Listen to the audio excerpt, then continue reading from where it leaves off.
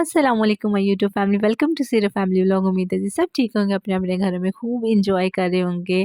सर्दियों की ठंडी ठंडी सुबह, गरम गरम दोपहर, ठंडी ठंडी शाम, सारे खूब इंजॉय कर रहे होंगे। तो चलें जी, आज आने हैं मेरे घर मेहमान, तो मैंने सोचा मैं क्यों ना आपके साथ भी शेयर करूँ कि आज हम पूरा दिन क्या क्या करने वाले हैं। तो आपको पता है, जब लेडीज़ जमा हो जाती हैं तो अब उनकी गॉसिप चुगलियाँ ख़त्म नहीं होती। तो बस मैं इसीलिए ना सारे काम अपने पहले से निपटा के रख लूँगी। तो मैं इधर कर रही थी कुकिंग, तो मैंने बनाया यहाँ पे मटन कढ़ाई बनाई थी और साथ में मैंने बनाई थी आलू चिकन की कटलेट्स और साथ में यखनी पुलाव।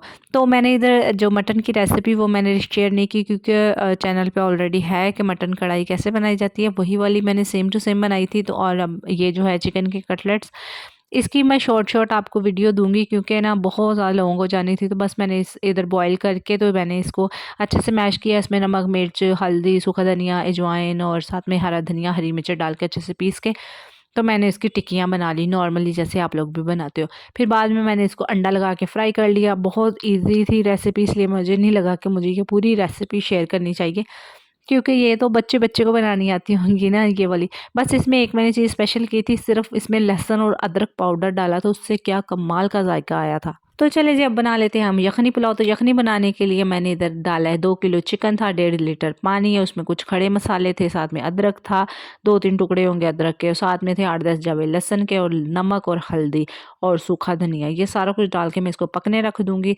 क्योंकि इसकी रेसिपी मेरे चैनल पे नहीं है, तो इसलिए मैं इसकी आपको डिटेल वीडियो दूँगी। तो अब ये तकरीबन मैं इसको गोश्त गलने तक पका लूँगी, मतलब 80% गोश्त गलना चाहिए, बाकी 20% कसर होनी चाहिए, ताकि वो ना गोश्त उसमें पक जाए चावलों में। ये ना हो कि पहले ही हड्डियाँ छोड़ दे गोश्त और जब चावल बनाए तो बस हड्डियाँ अलग और बोटी अलग हो।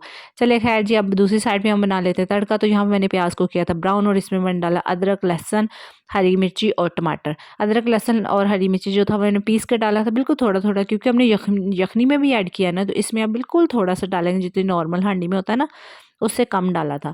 तो एक इधर टमाटर डाल दिया था, और इसमें अब थोड़ा-सा मैं पानी डाल के इसको अच्छे से मैं भून लूँगी, यहाँ तक कि ये जो टमाटर है ये थोड़े से गल जाएँ। तो अब मैं ऐड करूँगी इसमें कुछ मसाले। तो मसाले टोटली अप टू यू है कि आप कितनी मिर्ची खाते हैं। तो मैंने डाली थी इसमें 1 टेबलस्पून भर के लाल मिर्ची, 1 टेबलस्पून नमक, 1 टीस्पून सूखा धनिया, 1 टीस्पून जीरा, 1 टीस्पून काली मिर्ची। ये नमक मैंने इसलिए 1 टेबलस्पून डाला है, क्योंकि 1 टेबलस्पून मैंने भर के उसमें यखनी में डाल दिया, तो 1 टेबलस्पून इसमें डाल दिया। कुल मिला के मैंने 2 टेबलस्पून यूज़ किया है।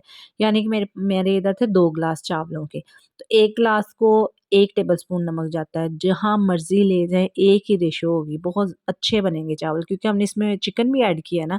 अगर आप बिल्कुल प्लेन चावल बना रहे हैं तो फिर आप 1 टीस्पून डालेंगे 1 ग्लास के हिसाब से। तो चलिए जी, यहाँ मसाला भूनते हुए तकरीबन 5 से 7 मिनट हो चुके थे। तो अब मैं इसमें यखनी में से चिकन निकाल के मैं इसमें ऐड कर दूँगी, क्योंकि मुझे इसको भूनना है तकरीबन कोई 5 से 7 मिनट। तो एक तो जो इसका व्हाइटपन है ना बोटी का, ये जो चिटी-चिटी बोटी लग रही है, ये भूनने से एक तो हल्की-सी ब्राउनी-ब्राउनी सी हो जाती है, वो अच्छी लगती है प्लेट में पड़ी हुई, क्योंकि मैं कोई व्हाइट पुलाव नहीं बना रही, मैं नॉर्मली यखनी पुलाव बना रही हूँ। तो मेरे ख़्याल में तो बोटी एक मज़ेदार लुक आनी चाहिए, देखने से दिल करे उठा के खा लें। ये ना हो कि व्हाइट कलर की पड़ी यूँ लगे उबली हुई पड़ी हुई है। तो बस मैंने यहाँ पे इसको तकरीबन 10 मिनट तक भूना था। तो एक तो ये भूनने का ये भी होता है कि जो बोटी के अंदर तक नमक, मिर्च, मसाले चले जाते हैं, तो ताकि अगर हम बगैर चावलों के मुँह में उठा के डालें ना, हम बोटी खाएँ, तो पता चले भई बोटी खा रहे हैं, ये ना लगे उबला हुआ चिकन खा रहे हैं। तो चलिए जी, यहाँ चिकन अच्छे से भुन गया था। अब मैं डाल दूँगी इसमें यखनी। तो यखनी का यही हिसाब है कि अगर आपके चावल बहुत पुराने हैं तो डबल पानी जाएगा, डबल यखनी डाल दीजिए, कि जैसे 1 ग्लास को 2 ग्लास। अगर आपके नए चावल हैं, नॉर्मल चावल हैं, तो फिर आप 1 ग्लास में 1.5 ग्लास यखनी होगी। यानी कि जैसे मेरे 2 ग्लास चावलों के हैं ना, तो मैंने इसमें 3 ग्लास यखनी के ऐड कर दिए हैं, ठीक है।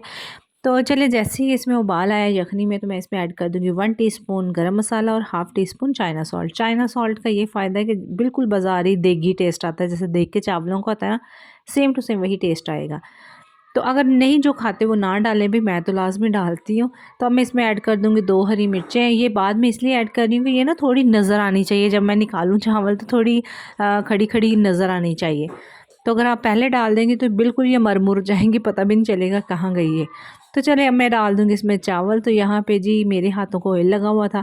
मैं साथ साथ टिक्कियाँ भी बना रही थी ना, तो वो देखे सारे चावल गिर गए।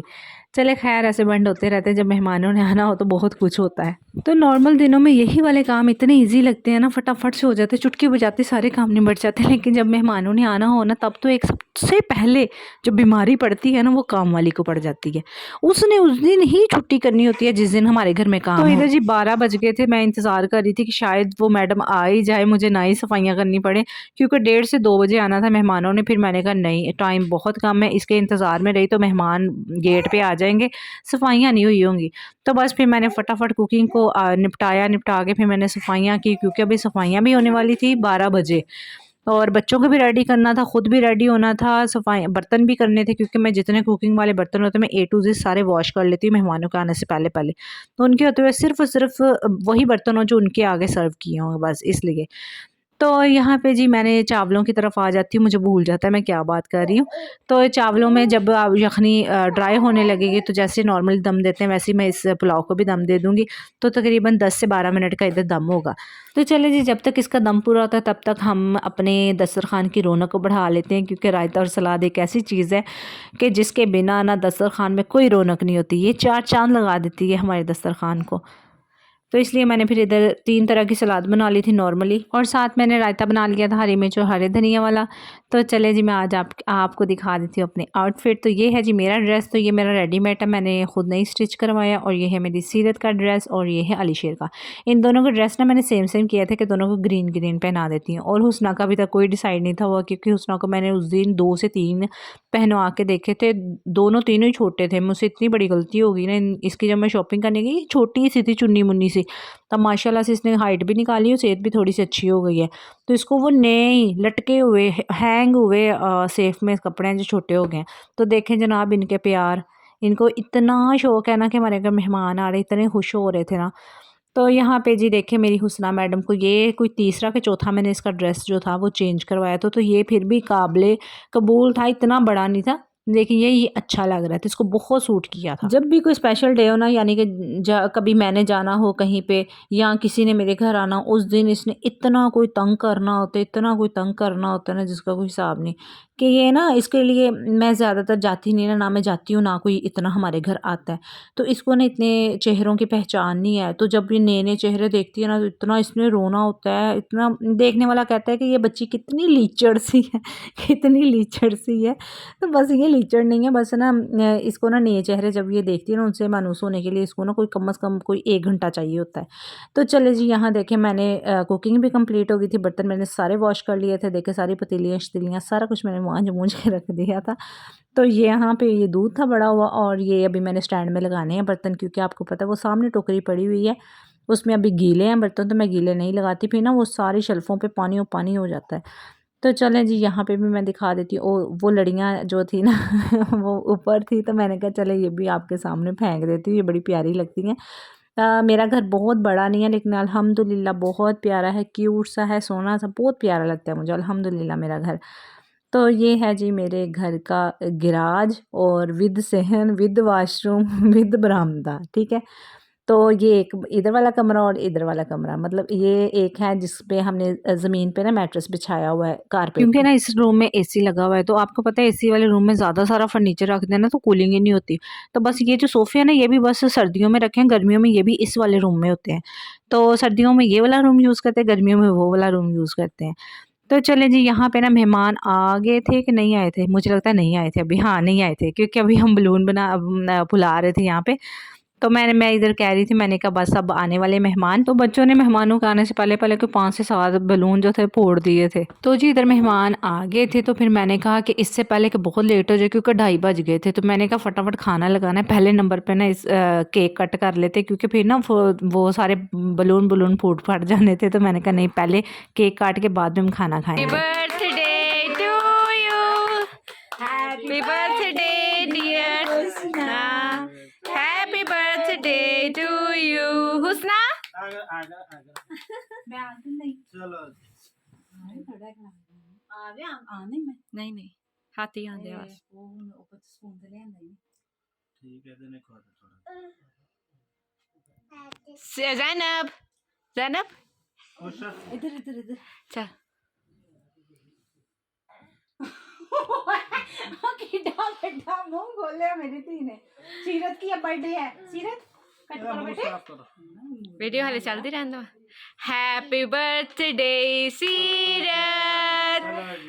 शाबाश। अब मेरी बेटी को बोलो खोल। Happy birthday Alisher. चलो इसे मुंह में डाल। तो जी यहाँ पे बर्थडे तो हुस्ना की थी, लेकिन ये कि सीरत अली शेर ने ना हिस्सा डाली है केक कट करने में, क्योंकि इन्होंने बहुत बाद में ज़िद करनी थी, रोना था कि हमारी नहीं थी बर्थडे, क्योंकि अभी तीनों तो छोटे हैं। तो बस जी यहाँ पे फिर लगा दिया था खाना, क्योंकि बहुत ज़्यादा भूख लगी हुई थी। मैंने किसी भी डिश की फ़ाइनल लुक नहीं रिकॉर्ड की, क्योंकि मैंने बाद में हाथ ही नहीं लगाया फ़ोन को ना। 3:30 हो गए थे खाना, फिर मैंने कहा फटाफट खाते हैं। तो यहाँ पे जी खाना खाने के बाद कोई 1-1.5 घंटा हमने की यहाँ पे बैठ के बातें चुगलियाँ। तो फिर मैंने कहा चले क्यों ना चुगलियों में थोड़ा सा मसाला, थोड़ा सा खट्टा मीठा मसाला भरा जाए। तो यहाँ पे फिर हमने ले ली थी समोसियाँ, बड़ी मज़ेदार होती हैं ये ना, हमारी गली में आता है बेचने। तो ये बड़ी ही इतनी को फ्रेश होती है ना, ये सामने ऐसे फ्राई करके देता है, बना के शायद ले आता है घर से और ऐसे फ्राई करके दे देता है। तो इस बच्ची ने टिशू खाने पे टक रखा हुआ था, इसने कुछ नहीं खाया सिवाय टिशुओं के। तो चले जी यहाँ पे चाय पी थी, चाय के बाद ये लोग चले गए थे अपने घर। मैं भी आपसे चाहूँगी इजाज़त, क्योंकि आज का व्लॉग काफ़ी लंबा हो गया था। तो चले जी, अगर तो आपको व्लॉग अच्छा लगा तो लाइक कीजिएगा, इस चैनल को सब्सक्राइब कीजिएगा, अपनी दुआ में याद रखिएगा। अल्लाह हाफिज़।